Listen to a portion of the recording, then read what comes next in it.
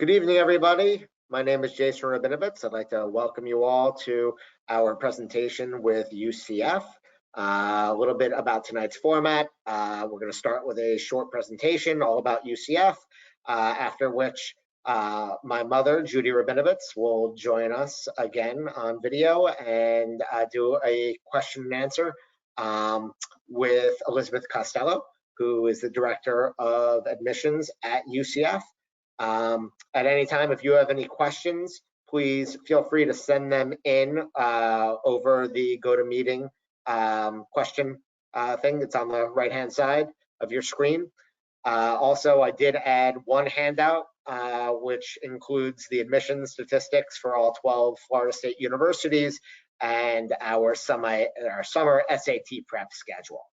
Just a little bit about Elizabeth. She's a native of New York City who earned a bachelor's degree of science in business management from Green Mountain College and a master of business administration from Florida Institute of Technology. She began her career in college admissions as an admissions counselor at Green Mountain College, a liberal arts college in Vermont, and she's also served at Trinity College of Vermont, which is a women's college, and at an international undergraduate admissions at Florida Institute of Technology, a private university, research university. Currently, she's the director of admissions for University of Central Florida's Office of Undergraduate Admissions. She joined UCF in 2000 as an assistant director of admissions. While at UCF, she served as the senior assistant director of undergraduate admissions, the associate director for recruitment, and the senior associate director for recruitment. She is responsible for overseeing the recruitment team and their efforts for UCF on the Orlando campus, the Rosen College of Hospitality Management campus, and the UCF downtown campus. Additionally, we'll have with us my mother, Judy Rabinovitz, the founder and CEO of SCORE at the Top Learning Centers and Schools. She is a certified educational planner, has been guiding students through their college counseling for over 35 years. As an educational consultant, she's authored numerous books, articles, and software on test prep and college planning. In her 23-year tenure at Educational Testing Services, Judy was a technical liaison to the College Board. She wrote the College Board's first SAT prep software and strategy chapters for the original SAT prep books. She founded SCORE at the Top Learning Centers and Schools in South Florida, which is accredited by Advanced Ed and Cognia. And her 5 locations provide academic tutoring, SAT and ACT prep, courses for credit, or even a full-time private school.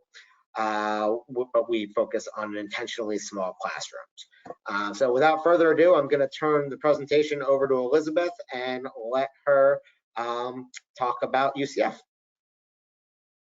All right, thank you so much. Good evening. It is my pleasure to be virtually with you this evening. These are pretty unique times that we're in. A month ago, most of us would never have imagined that our days look like they do today. But I think that we all need to congratulate ourselves for moving forward and adapting to all the changes. We're going to school and work virtually. We're socializing with our friends and family on Zoom and Skype. And you're working on your college search remotely as well. So congratulations on that. I was thrilled to be asked to speak with you this evening. I'm not going to lie, I'm not the most technologically savvy person alive, and I have learned a lot in the past 3 weeks, more than you can ever imagine. But this evening is this virtual format. I'm going to hopefully give you a brief overview of UCF, about our admissions process. I'm also going to talk about the timeline for admission and some of the things that I think would be important for you to know as you start your college search process or you're in your college search process. Some of those little kind of tidbits that we think would be really helpful for you as you're going through the process.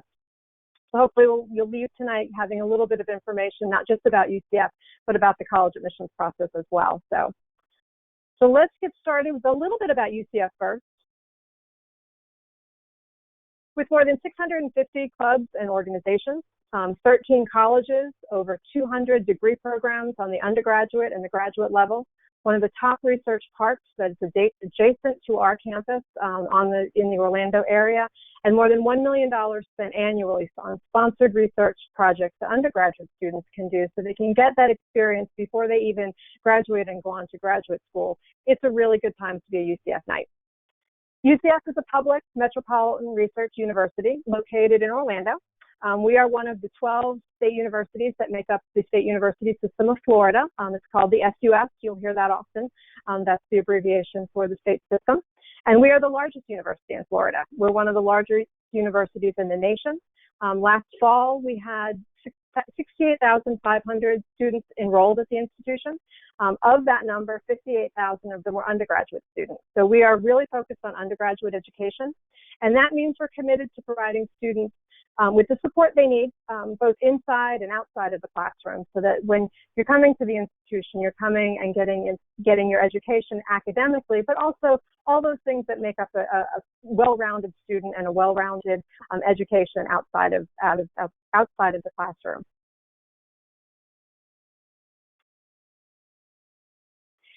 UCF is made up of 13 colleges that make up the university, and we offer over 200 degree programs on both the undergraduate and the graduate level, and they all fall into one of those colleges that are listed on your screen. We were founded in the 1960s with a very heavy emphasis on the STEM majors due to our location near the Kennedy Space Center. That was why we were founded back in 1963, and we're continued to be known for our STEM programs. Our College of Engineering, Computer Science, our College of Sciences, College of Medicine, College of Nursing, College of Health and Professions and Sciences all prepare students to work in the STEM disciplines. But we're not solely a STEM institution. We also offer strong programs in business, education, the arts and humanities, and we're better to study hospitality management or entertainment management or event management than Orlando, which is one of the world's capitals of entertainment and hospitality. We have a number of different campuses, and I wanted to point out some of what we have and where they're located, which you might not be familiar with. Probably the one you're most familiar with is our main campus. That's our largest campus. It's in East Orlando. It's about 13 miles outside of downtown Orlando. That is where is the largest campus that we have for the institution. Then we also have our Rosen College of Hospitality Management. It is located right on Universal Boulevard, which is right near the Orange County Convention Center. It's also near International Drive. It's right in the heart of the hospitality industry. It was built there because we knew that our students that were studying hospitality, really, that was the place for them to be for not just to learn, but also for internships that they can do while they're in school. They are required to do 3 internships because we want them to have job experience before they graduate. And it's what better place than right in the heart of the hospitality industry to do that. Our newest campus is our UCF Downtown campus. It is right in the very heart of downtown Orlando. It opened up in this past fall of 2019. It's the home of several degree programs, including our digital media program, emergency management, our health science services administration, and our legal studies program, among others. There's also graduate programs as well. All 3 of those campuses, the main campus, the Rosen campus, and the downtown campus, are full service campuses. We have academic courses are there, academic advisors. We also have on-campus housing at all of those locations as well, and a full variety of extra and co-curricular activities. UCF has over 12,000 resident hall beds across all of our campuses, and research shows that students who live on campus have a better retention and graduation rate. So we really want to encourage students to live on campus at least their first year. It's not required, but it's highly, highly recommended, and it's something that we really encourage students to do and think about that option because there's so many benefits for living on campus.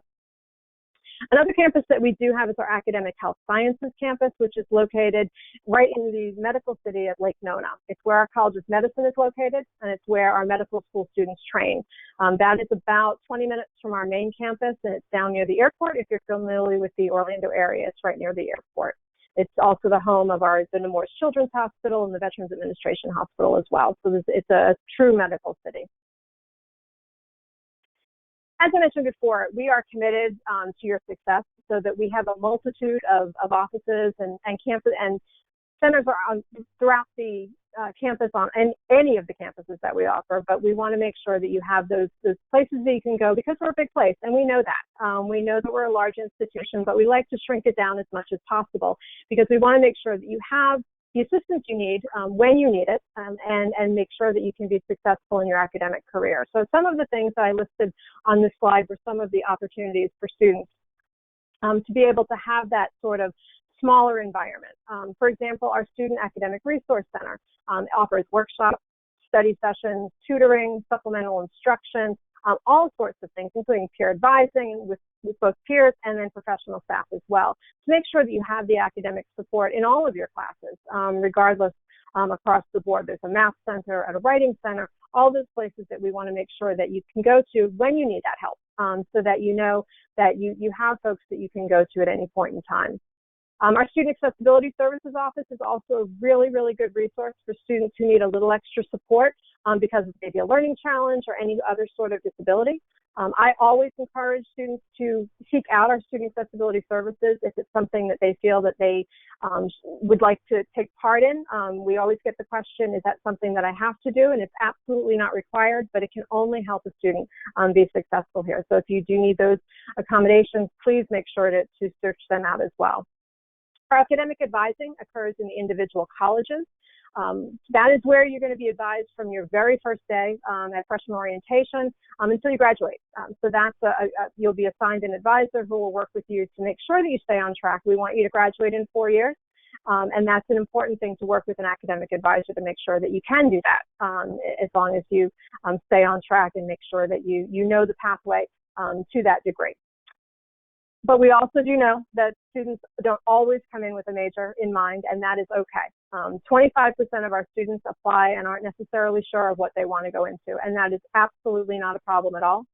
We have an entire office that works with students that don't absolutely know what they want. It's called our Nights Major Exploration and Transition Center. And that office is where you'll go to get advising if you're not sure, if you don't have a declared major yet. And they'll be able to work with you to make sure that you have the ability to kind of do that exploration you need to figure out what you want to do and what you want to major in and get that on that right path so that you'll be getting out with a degree that is really suited for you. We also have some amazing programs that I wanted to mention because they are programs that you are involved in and they actually apply for before you arrive on our campus. Our Excel and Compass program, which is a program, they're two separate programs, but they're working with students who are interested in the STEM majors. Excel is if you're pretty much determined that that's what you want to be in, you want to be in one of the STEM majors. Compass is for students who are on the fence. They're not 100% sure, but they're probably 80% sure. It helps in the math areas. Excel and Compass are amazing programs that will help students who maybe aren't the strongest in math, but you're not the weakest in math. You're in that mid-range. And those are the students that typically get into those STEM majors and aren't able to get through those math. So this is the extra support that students need for some of those more difficult math challenges.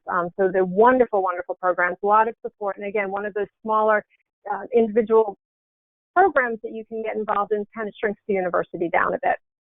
Our Lead Scholars Academy is for incoming freshmen who are maybe interested in doing they're really interested in leadership, and maybe either they were doing it in high school or they really wanted to get involved and maybe they hadn't, but they know that's something that they want to build those leadership skills.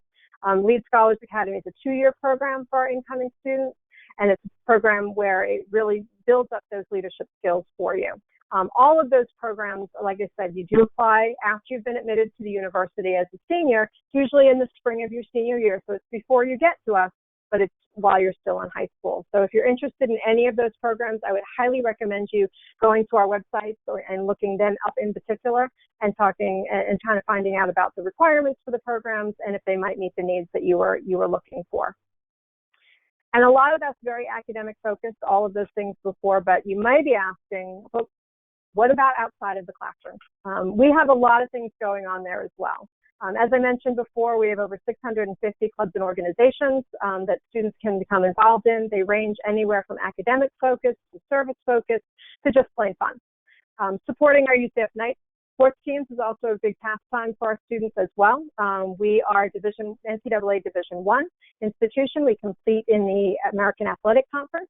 But we also have a lot of intramurals. We have hundreds of intramural teams. So if you're looking to still maybe continue playing sports, but you're not thinking that you really want to play at that level and be a student athlete at the Division I level, you can absolutely still do so many things in our intramural programs and continue those sports that you may have been playing in high school, but you just don't want to go on to that next level at the college level. From cultural, performing arts, sports events, concerts, restaurants, Orlando is an amazing place to go to school and live.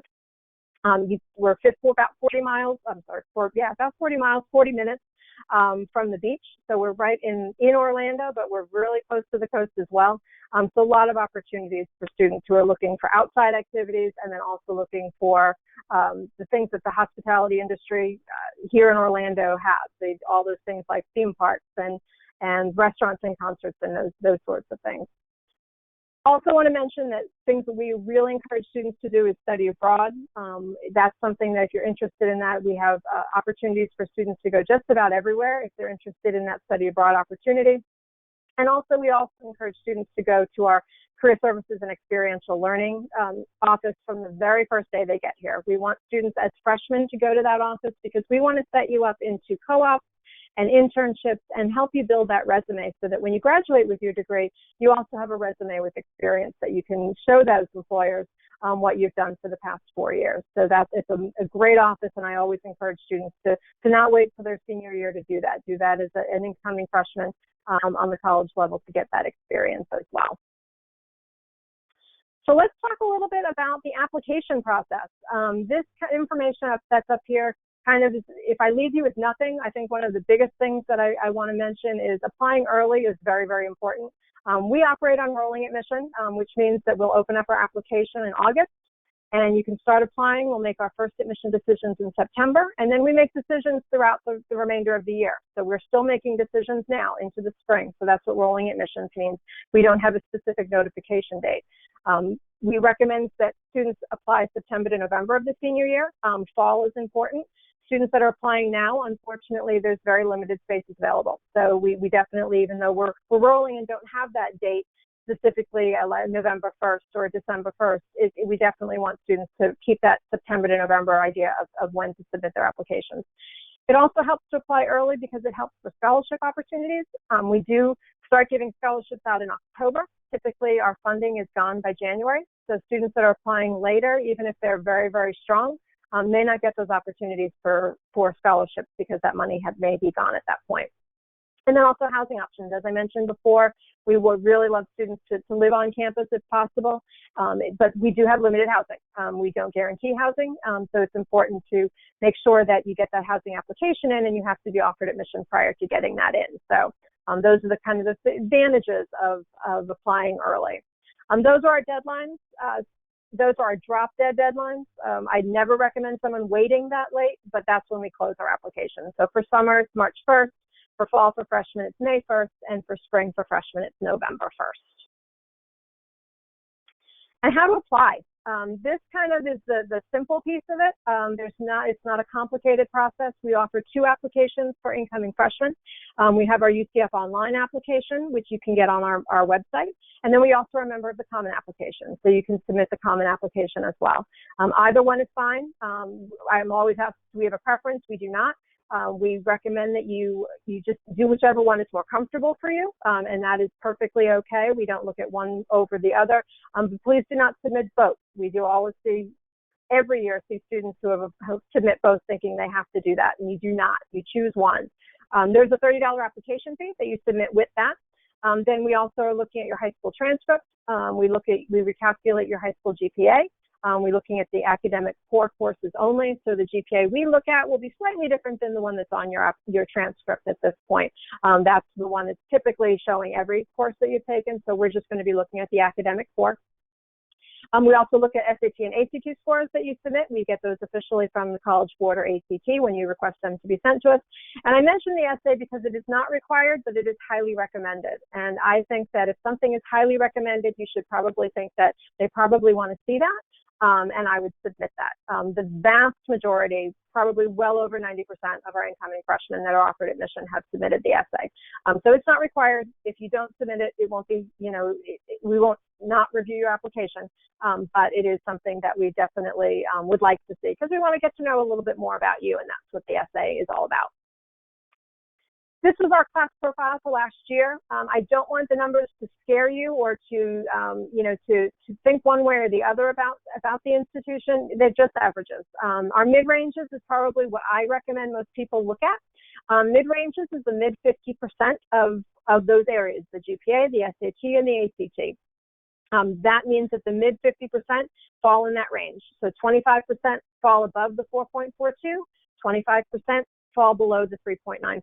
So that's where you kind of want to be looking at when you're looking for admission at the institution. You kind of look at the mid-ranges and see if you fall in those. You want to kind of see where your chances for admission would be. So that's a good kind of starting point. The averages are just the averages. We do receive a large number of applications, and then our incoming freshman class for the fall was a little over 3,800 last year. We also have a summer class that comes in, and we have a spring class. So our total class is about 7,000 students when you add in the summer and the spring as well. Our Top 10 Nights program, I always like to put in presentations as well because it's something that I think is an important initiative that we started about 6 years ago. It is guaranteed admission for some students who are in Florida, so it's for Florida students, and it is for students who are in the top 10% of their high school class. It kind of provides some certainty for admission if you know you're in the top 10% of your class, and you are guaranteed admission to UCF for one of our terms. That may be summer, fall, or spring. It's not a guarantee for a specific term, but it is a guarantee for admission. So we do have a deadline for that application. That's the only time we really have as I mentioned before, we're rolling admission, but for our top 10 nights, January 15th is when you have to have your application in to be considered as a top 10 night. Also, there's some other requirements as well. There's a test score minimum that we have. It's a 1090 and a 21 on the ACT. All of that information is listed on that website that I have underneath there. It'll list everything that's a requirement, when the deadlines are for top 10 night consideration, when the notification is for top 10 night notification. It is actually going to be March 1st that we would let all top 10 nights know that what term that they've been offered admission for. And then the other question someone may say, but my school doesn't rank. What happens with that? We have a solution for that as well. If you have a 3.9 recalculated GPA, or recalculation, and your school does not rank, you would also be considered as a top 10 night if you do meet all of the other requirements. So there's many more details that's on that website. That's at the bottom of the screen. So you might want to check that out and get all of the information on that as well, so that you'll have the timing of the application and the notification dates for there as well. The great part about top 10 nights, in addition to the guaranteed admission, is that you are guaranteed on-campus housing if you apply for housing by May 1st. So that's a really great benefit for our top 10 nights as well. This is just a brief timeline of what you really kind of need to be thinking your senior year and what's going to be important and when you need to get some things done.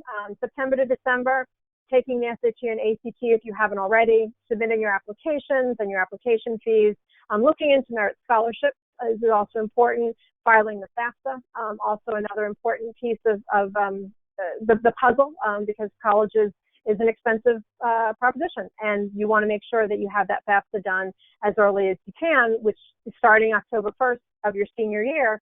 You can submit your FAFSA for your first year of college, and you'll be applying for financial aid for that. At UCF, our priority deadline to get that FAFSA in is December 1st, but I'll talk a little bit about that in a moment. March to August is when you would register and attend our orientation sessions. May 1st is the big day. That's when you have to basically put a deposit down if you have not already, committing to an institution. Submitting for us is a $200 enrollment deposit, and that would be due on May 1st. And then June through August is when you submit your final transcripts and test scores and make sure your files is complete and ready to go. And then you enroll at UCF in either our summer term of June or our fall term, which begins in August. Our merit scholarships are also another piece that I think it's important to make sure that you know that applying early helps, as I mentioned earlier. There's no additional application to be considered for a merit scholarship at UCF. All admitted students are considered for either summer or fall, and they are automatically considered by the scholarship committee. We award based on academic credentials, that you SATs and ACTs and GPA and ranking class and those sorts of things, and timing of applications. So again, as I mentioned earlier, the later you apply, there may be less scholarship funding available. So if you're applying in that fall term, that's the best time, that's September to November of the senior year. And about 25% of our students that are offered admission are also offered scholarships through the undergraduate admissions office. The website underneath is a little bit about our tuition, our cost of attendance, as well as financial aid and scholarship opportunities. So it's a great resource to go to as well. And as I mentioned at the very beginning of the conversation, this is a unique time. This is a time that we have never really gone through before, where we've had to social distance, and we've had to try to get that curve flattened and not be able to be on our campus giving tours, which is what we want to do. We want to be meeting with students. So we have a couple of different things that we've developed in the past weeks that hopefully will be helpful. Take a virtual tour. That's the website that you go to take that virtual tour. We are, at this point, hoping to do tours again starting in the summer. We know we won't do them through at least May 31st, but we hope that we'll be having them, and we'll have them as soon as we can. But hopefully that virtual tour can help you as well if you haven't been to campus and you're really interested in seeing it. And then also attending a virtual admissions information session is important too. We do information sessions and tours every day on campus when we're on campus, but we've now developed one that's going to be virtual, and it's going to be offered every Monday, Wednesday, and Friday at 3 o'clock. Just go to that website to register. It's through Zoom, and so you just have to register for it. We'll send you a link, and we offer that. And it's the same admissions information session that you would get on our campus. It's a little longer than this one that I've done. It's a lot more in depth about some things. So it's a great opportunity if you want to learn more about the admissions process. And then the top link, we'd love to have you on our mailing list. We'd love to send you information about us if you're not already on it. So please go to that website, and then you can fill it out, and we will start sending you information about the institution. And this is just general information before we start questions. This is just our website, our email address, and our phone number. Definitely follow us on social media. We do try to communicate with students as much as we can on social media and email, and this is a great way to get connected with UCF and to get all the updates that are going on and finding out about what's going on at UCF at any given time. So that is my UCF information, and I heard that you had some questions for me. Mom. Okay. There you go. Okay. Elizabeth, that was fabulous. I've never heard somebody cram so much quality information into about a 25-minute presentation. That was amazing. Thank you so much. And I will tell everyone that we are recording this, so that if you've missed any part of Elizabeth's presentation, we'll be posting a link to it on our website. So we've had a number of people who've written in, students, parents, counselors, with myriad questions, and so I'm just going to shoot them at you right now. How might COVID-19 change your admission process for next year for our current juniors? Sure, that's a great question. It probably won't change it very much. We still plan on being on rolling admission. We still plan on making sure that we have the same timeline that we're looking at. We don't intend to change our application at all. We intend to have the same essay questions. We intend to have the same both Common App and the online application for UCF. So there's not a lot of changes with that at this point. We're hoping that things will get, as I'm sure everybody else is hoping, that things will get back to normal relatively quickly, or the new normal. And but we don't anticipate too many changes for the admission process. Right.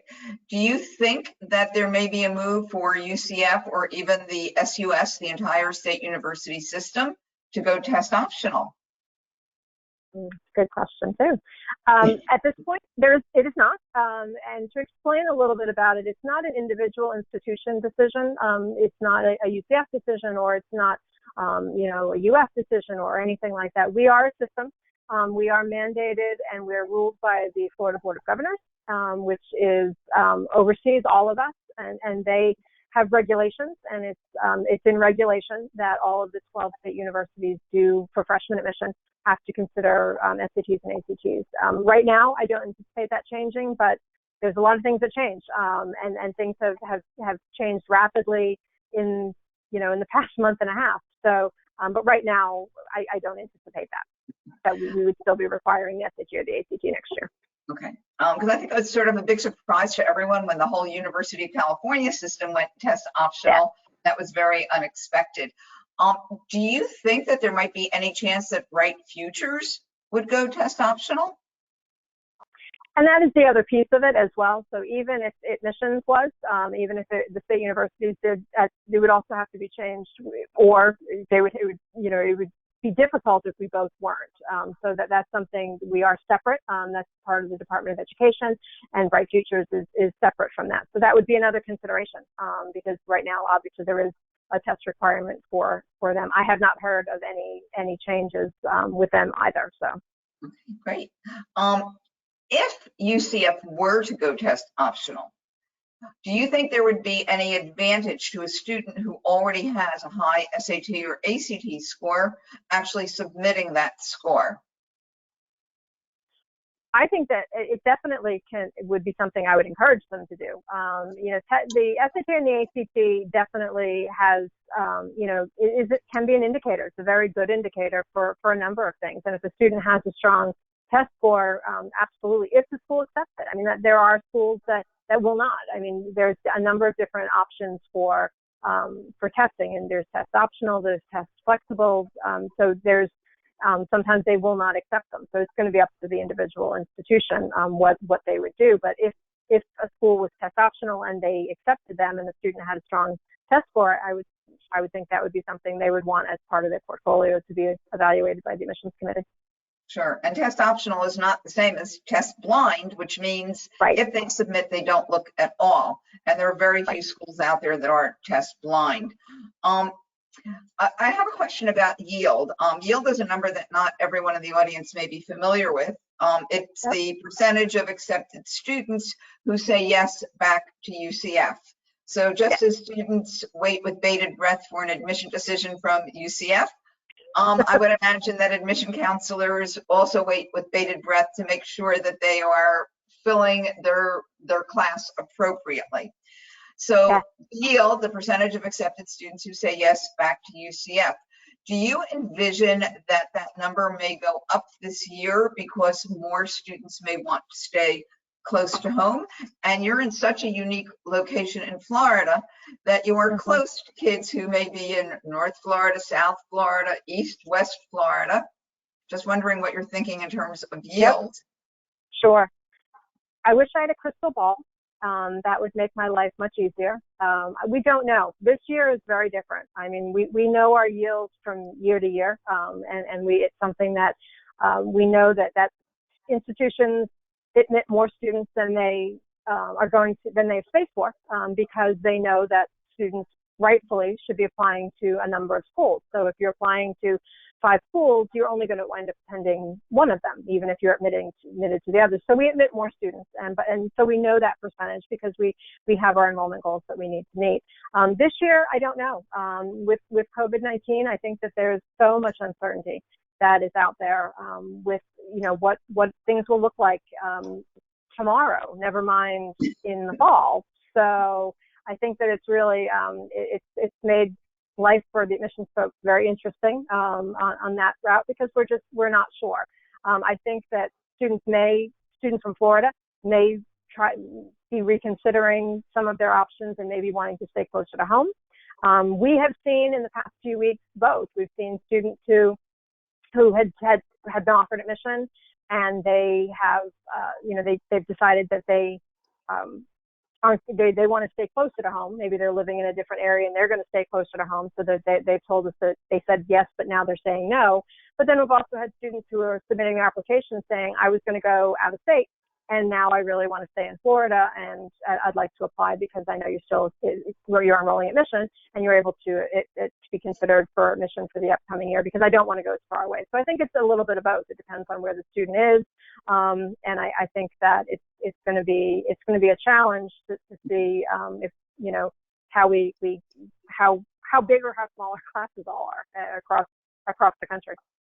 Now, I can't help but wondering about like next year, thinking in terms of many families have been hurt financially, and our state universities are a tremendous buy, even for an out-of-stater.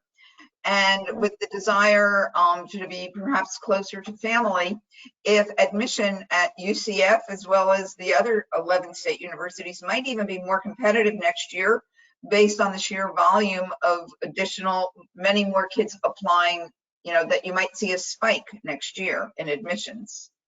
That's definitely possible. I mean, I think that people are definitely going to be reconsidering lots of things and really kind of looking at things that previously we've never really thought about. And I think that we could see a larger number of students wanting to stay in state, and that could make it more competitive, you know, because of a larger group of students coming. But you're right, we are very fortunate in the state of Florida that we have one of the lowest tuition rates across all 12 of us across the nation. So it is a very affordable, and a lot of students are, especially if you're from Florida and have bright futures, and that makes it even more affordable. So it's a great, I don't think you could go wrong at any institution in Florida. I think we're very fortunate to have the amazing state system that we have. It has it's something for everyone. Yeah. So based on the fact that UCF and our other 11 state universities are so attractive to out-of-staters, great pricing, fabulous weather, fabulous campuses, great academics. I mean, there's nothing to not love about this. Some of our out-of-state viewers are now asking in terms of, well, for UCF, are the admission requirements any different for an out-of-stater than an in-stater? Do you look at them any differently? Do you have a quota in terms of how many out-of-staters you can accept? Yeah, we do. We look at students individually. So we look at the information that they provide.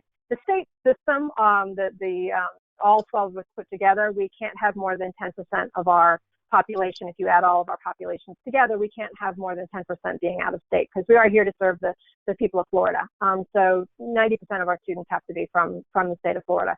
But it's a system-wide. It's not by individual institutions. So at UCF, we usually are about 7 to 8% of out-of-state students. So we don't look at them any differently than we would a Florida student. So the same admission criteria, it's the same expectations that we look at for a student. So it's not easier to get in, it's not more difficult to get in as an out-of-state student. Okay. Questions have come up about personal statement. And yes, I know that it's optional for UCF, although strongly recommended, and certainly one of the things that we tell all the students that we advise is when anything is recommended, especially, excuse me, strongly recommended, that it really means required. So with that in mind, would you encourage students to perhaps write about how COVID-19 impacted them? And if so, is there any perspective that might be more beneficial to admissions, gaining insight into potential students? Sure. I think the most important thing for a personal statement, no matter what you choose to write about, is to tell us about you, to tell the students about themselves. That's the purpose of the personal statement, is really to get to know you. If I only have a test score and a transcript, I can make a decision pretty quickly because I'm looking at a couple of numbers. But if I really want to get to know my students, and that's what I think every university wants. We're building a class. We're not just looking for everyone to be exactly the same. We want to build a diverse class of people with interests in all different things. And that's how we can get that information, is coming from the personal statement. We don't necessarily get it from a transcript and test scores. Write about yourself, whether it's about COVID-19 or about anything. Make it personal. I wouldn't say if you were going to write an essay about COVID-19 and just did a generic essay, I don't think that's going to be helpful necessarily, because we've all lived through it.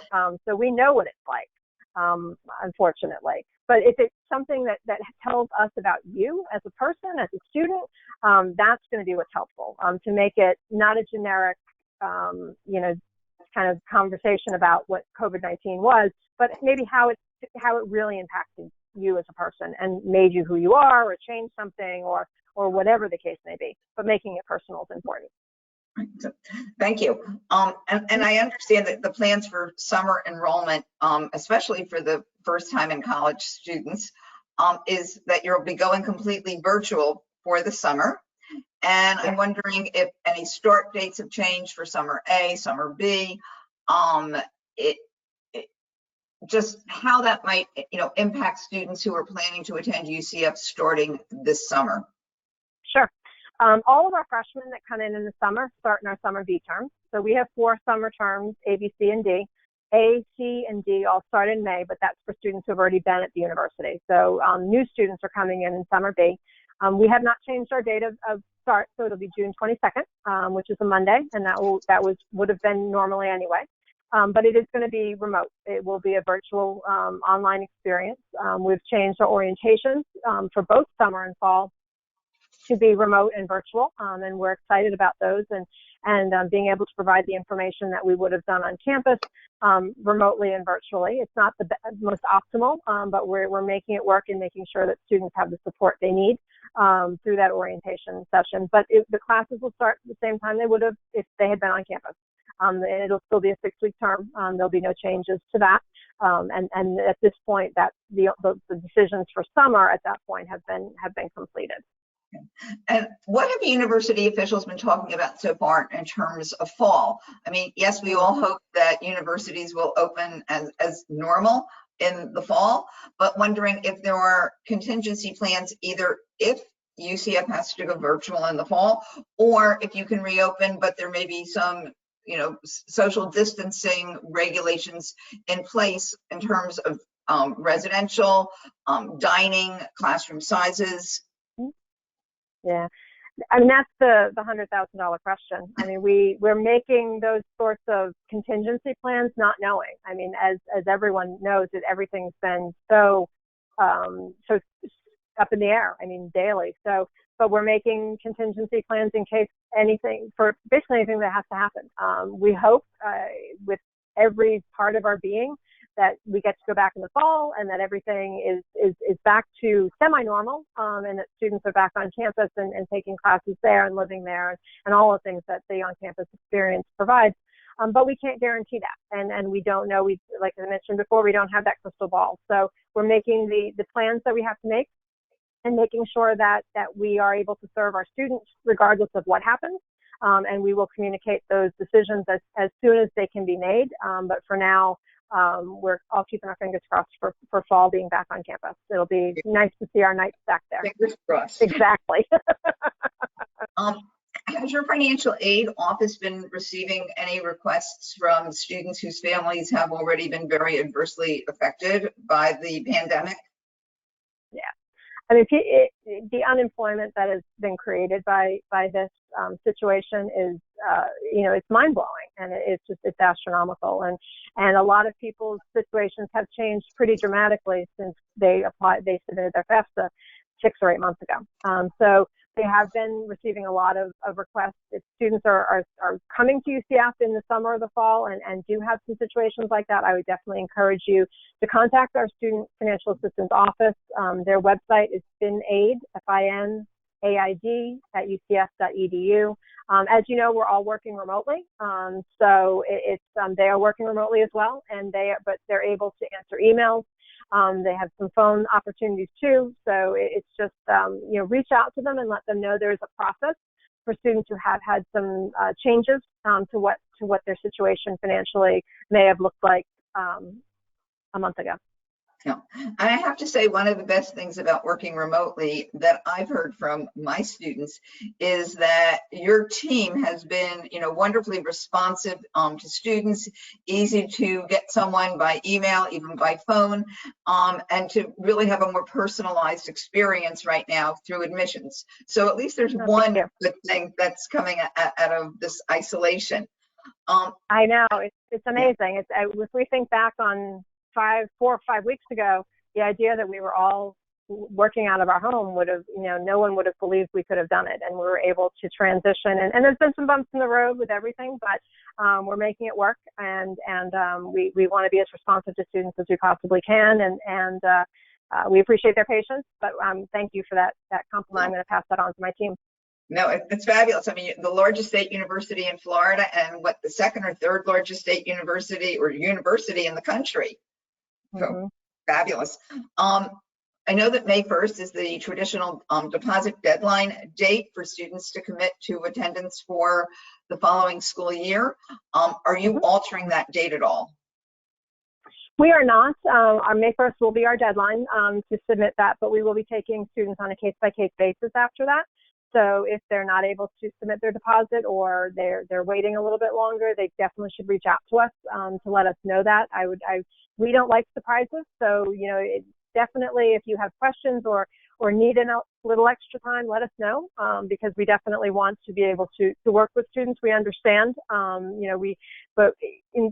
we figured the May 1st would be just the easier at this point to say that's the deadline, but then work with students on a case-by-case basis. That's great.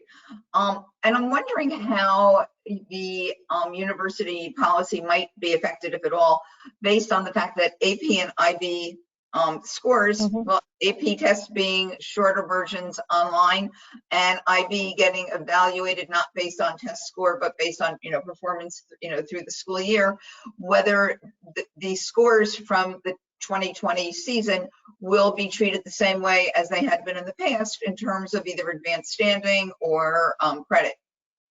Sure, great question. That information or that determination is made at the state level. It's made through the Department of Education's Articulation Coordinating Committee, and they're the ones who give us the guidance on that at all. We don't make that individual decision at an institution level. So we are waiting for guidance from the ACC at this point to find out about that. We do know that AP exams are going to be shortened. We do know that there will be less content because of the fact that the year was a little bit shorter. We know that the IB exams were canceled, but hopefully we're going to get that guidance sooner rather than later, and we would definitely let students know as soon as that happens. That committee does know that students are looking for that, so they are just working through the process right now. And am I correct in assuming that there wouldn't be any change in the way you might award credit for a student who's taking a dual enrollment course right now, and therefore we know that the transition has been to online learning? Will that be accepted exactly the same way? Absolutely. They should definitely submit the scores to us or the transcripts to us if it's a dual enrollment class, and we would be treating those courses as transfer work as we would at any other time. Okay. And what's UCF's policy for a student who's been accepted but would like to either now take a gap year or defer for a year, perhaps for financial reasons? We don't do deferrals at UCF, so we understand that students want to do a gap year, and that's perfectly fine, but we do require them, they would have to reapply. So what we do is when a student applies for, say, the fall of 2020, they can reactivate their application through the fall of 2021, just a short form. There's no application fee. They just need to submit any additional documents that they may have. After that year, they would have to actually reapply, but we don't hold admission for future terms. So it's perfectly fine. If they want to do a gap year, that's not a problem at all, but they would just have to go through and be reviewed by the admissions committee again. Great.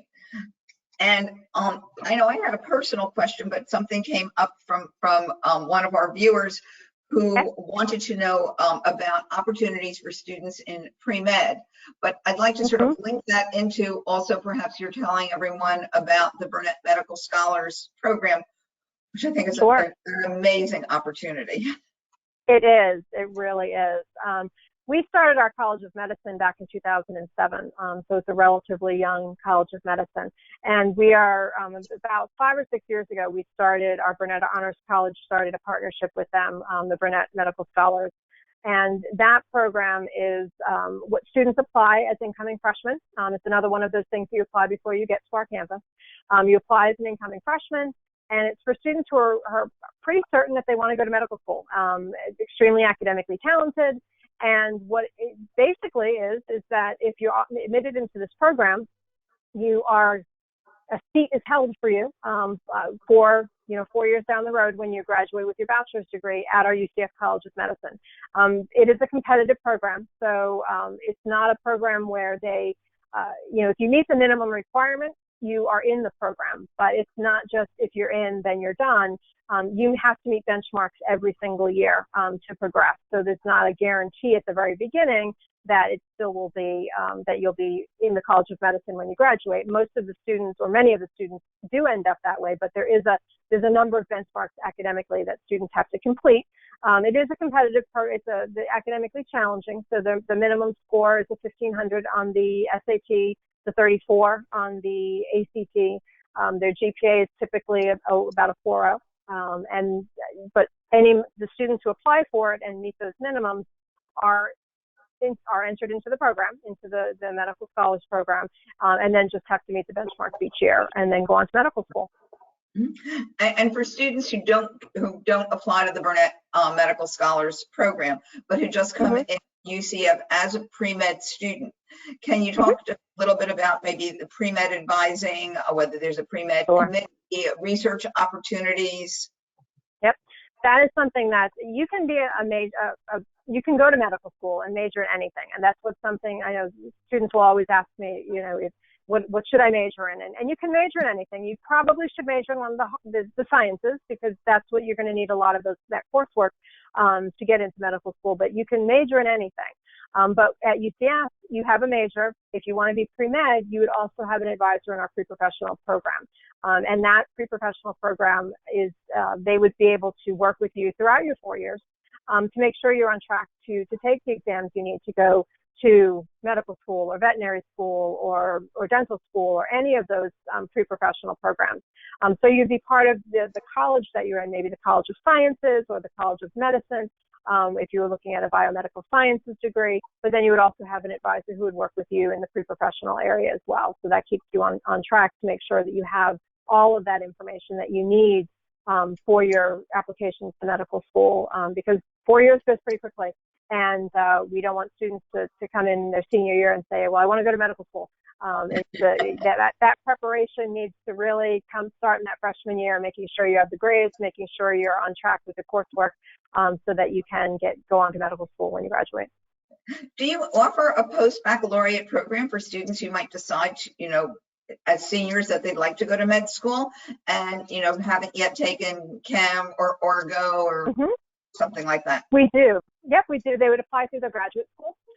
So our graduate studies program works with our post-baccalaureate students. So if a student was a UCF student or a student anywhere and had their bachelor's degree, they would apply through that if they wanted to do a post-bac time. It's usually about 15 hours that they would take as a post-baccalaureate student. Yeah, and I just have one last question. Jason might have gotten some additional ones, but my last question for you is, when students are putting together their college list, sophomore year, junior year, what do you think are the most important factors they should consider in terms of putting together that list? Yeah, I think that before it even starts, I think it's important to do some self-reflection and to really think about you as a student. Think about what kind of school you want to go to. Do you want to go to a large school? Do you want to go to a small school? Do you want to go far away? Do you want to go in the same city? Do you want to go, do you have a major in mind? Those are the kind of things that are really important to really kind of know about yourself. I frequently will talk to students who will talk about, how they learn best and those sorts of things, and how and they'll come and say, I really learn best in really small environments, and I like classes that are like 5 or 6 students, and I always have to say that there may be a large university like UCF is not the place. If that's what you're really looking for, maybe you should be looking at other institutions. So I think that self-reflection is really important, and not just saying, well, everyone goes to X, Y, and Z school, so I want to go to X, Y, and Z too. Because it's an expensive choice.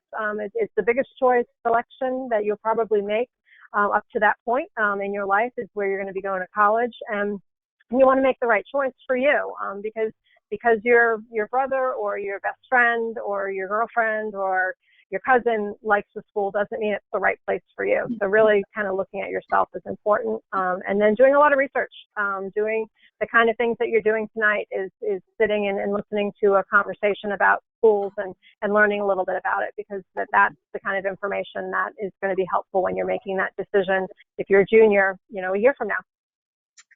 Great. Thank you so much. I'm going to let Jason finish up with any questions he has, but again, a huge thank you. We have I think a few hundred people on here listening right now. I'm sure everyone is incredibly appreciative. And certainly if there are other questions that Jason can't get to, if we can just email them to you and then we could send out those responses. Okay, so Jason. Yep. All right. And Elizabeth, I thank appreciate you the also. opportunity. Let's see if we can cover as many of these as we can. Is UCF going to make any type of adjustment in the SAT or ACT scores for students who may not have been able to have the opportunity to take the test enough times? I'm a little confused by the question. I'm sorry. All right. So if a student, since they canceled the last, the March and April SAT and ACT, and we don't know what's going to happen in June or July or August. I know. I mean, definitely, we understand that in the admissions world. We know what's going on, and we're going to be making decisions. We don't make them in a vacuum. So we know that students have not had the opportunity to take the test that maybe they had planned on doing. And that's going to be something that I think not just at UCF, but across the country, we're going to understand that. We know what the environment is. So I wouldn't stress out as much about that. As we get closer into the fall, we'll see when the next tests are available. But know that the colleges and universities are supportive of students, and we want to be supportive of them. And we understand that, you had no control over not being able to take the test in April or May, and that's not going to be held against any student. Does UCF have a girls intramural flag football? Ooh, that's a good question. I believe so, but don't quote me 100%. But if you go onto our Office of Student Involvement website, there, if you put in intramurals, I would be 98% certain we do, but I'm not 100%. Are there supplemental questions in the application? We ask the personal statement for students, and we give a couple 4 different options. We ask them to answer 2. That's pretty much our supplemental. And does a student apply directly to a college and a major? They don't. Every admission application that comes into the undergraduate admissions office, in my office, we admit to the university as a whole. So when you get an offer of admission from my office, it's going to be to UCF in general. It does not guarantee admission to any of our limited access programs. We have some programs, for example, like our nursing program or our journalism program, that have specific application requirements, and they're limited access, so you have to apply to them as well. So we also have restricted programs that you may have to have certain prerequisites. Our business program, for example, there are certain prerequisite courses that have to be completed before you actually get into the College of Business. So our admission offer is to UCF in general, and it does not guarantee admission to any specific program. But then we do have other programs that don't have restrictions or don't have applications. So if you applied, for example, to the English program, if you want to be an English major, and put that on the application, you would go into the English program immediately. There's no application or review prior to actually entering the program. Do you know what TOEFL scores an international student needs to get in? Those are all on our website, but the TOEFL for the internet version, excuse me, the internet version is 80, would be the minimum score that we would be looking for. There's a number of different ways that a student can meet English proficiency. And if you go to our website, which is admissions.ucf.edu, there's an international tab. And if you go to that, the 3rd bullet down will show all of the different ways that a student can meet English proficiency. So there's a number of different ways. There's the TOEFL, the IELTS exam. There's also, if a student has been in the United States and gone to a high school in the U.S. for 4 years and taken English. So there's a number of different options for students with that, but the TOEFL minimum is 80. If all things were normal, what percentage of would be online? What percent? I'm sorry. What percentage of what? What percentage of UCF classes are online? students really have the option of that. I mean, we definitely, there are some students who live in our resident halls and take all of their classes online, which was a surprising fact that we learned a few years ago. We were shocked when we saw that some students chose to live on campus but took all their classes online. And then there's other students who don't take any classes online. It really depends. It depends by major. Some majors offer more than others. So it's really going to be major specific or college specific, and what the student wants to do. Because they, like I said, some students, that's the mode of instruction that they really prefer, and they try to take as many as they can. So it's kind of an individual basis. Are there scholarships available for those going into music performance?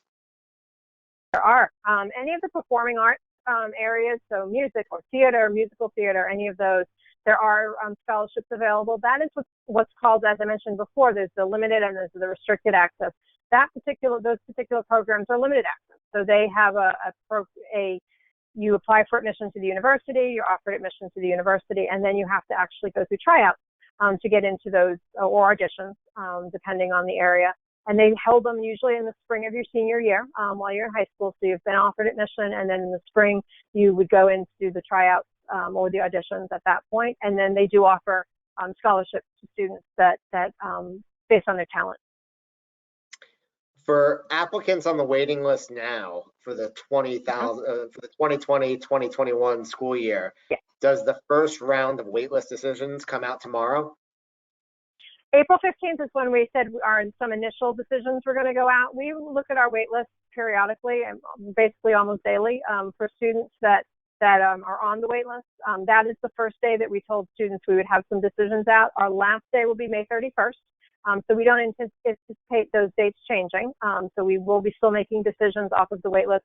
The reason we do extend it beyond that May date, that May 1st date, is that students that have been offered admission have until May 1 to make their determination if they're going and submit their enrollment deposit, letting us know that they'll be attending. So at that point, once May 1st comes, we then are able to determine how much space we have available in the class. And that's why we give a few more weeks beyond that so that we can see how many spaces we have, how many students we can take off of the wait list, and determine how to make sure that we meet our enrollment goals without going over or going under.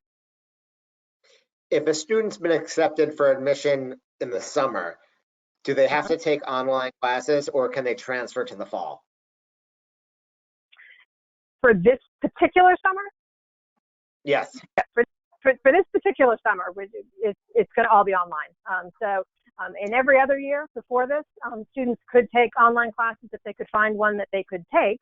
And if they had the prerequisites for, they could definitely take them online, but they had to start in the summer. So you have to start in a UCF course, whether that be online or not. This particular summer, all of our courses for all summer terms are going to be remote and going to be online because of COVID-19. I think the questioner is trying to find out whether or not they'd be able to skip the summer online and just come live in the fall. Start in the fall. You can submit an email to us, send that to the admissions office, and we'll look. We can't move everybody, unfortunately. It's going to depend on academic credentials that the student presents. So there may be opportunities that we can move some, but we're not going to be able to move all. But absolutely, if you're interested in doing that, just send that email to admission@ucf.edu, which goes to our general account. And then we can take a look at that, and we would let you know one way or the other. Great. Well, Elizabeth, I'd really like to thank you for all your time tonight. We've hit our wall, but I do have I have a bunch more questions, which I will pull out and send them to you. And I will just send them out to the email list for people to read, or turn them into a blog, and we'll go from there. And really appreciate you coming online with us tonight, and thank you very much. Thank you so much. I appreciate the opportunity. As I think I mentioned at the beginning, this is a first for me. I've never actually done a webinar like this, and I'm not as technologically savvy as I would like to be. So I'm glad that it went relatively smoothly. But thank you. I appreciate the opportunity, and feel free if anybody has questions. My email address is just my name, so it's elizabeth.costello@ucf.edu. Please feel free to send that, and I just want to thank you guys for having me. I appreciate you including us in your series of webinars. Great. You're Stay welcome. safe and go Knights. So nice. Charge on. Good night, everyone. Thank you, you. everybody, for tuning in tonight. Have a great night. Thanks.